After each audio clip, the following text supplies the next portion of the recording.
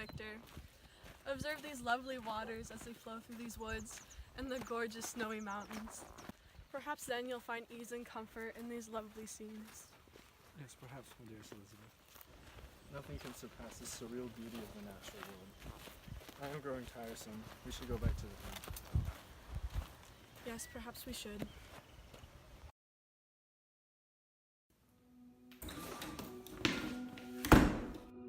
I had been calm during the day, but as soon as night obscured the shapes of objects, 1,000 fears rose into my mind.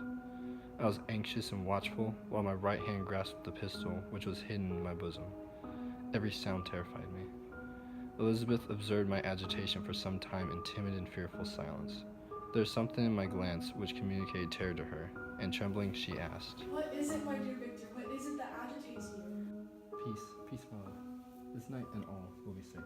But this night is dreadful. Very, very dreadful.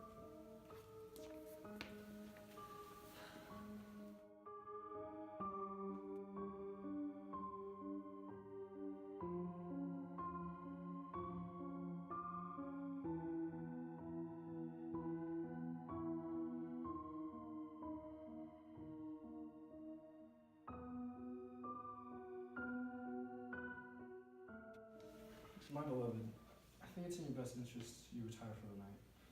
I cannot join you, for I have some business to attend to. Farewell, darling. Good night.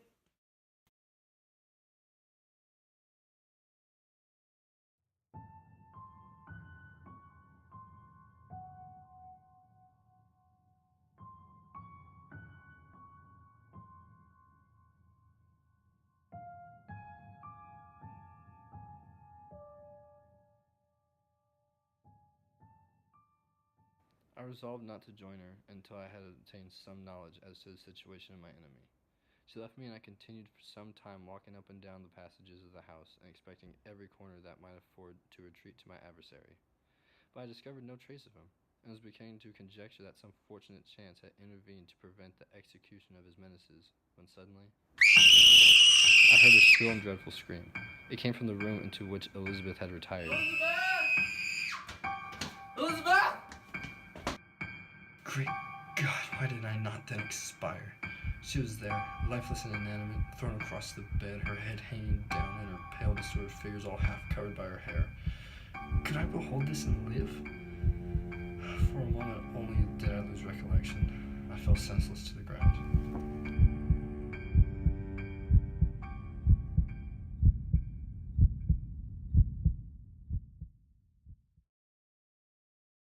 When I recovered, I found myself surrounded by the people of the inn. Their countenance expressed a breathless terror, but the horror of the others appeared only as a mockery, a shadow of the feelings that oppressed me. I escaped from them to the room where lay the body of my Elizabeth, my love, my wife, so lately living, so dear and so worthy. She had been moved from the posture in which I first beheld her, and now she lay with a handkerchief thrown across her neck. I happened to look up. The windows of the room had been before darkened, and I felt a kind of panic. I saw the window, the most hideous and abhorred. A grin was on the face of the monster. He seemed to jeer, and with his fiendish finger he pointed towards the corpse of my wife. I rushed towards the window, drawing the pistol from my bosom. I fired.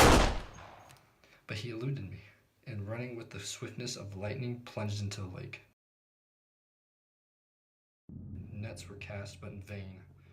After having landed, they proceeded to search the country.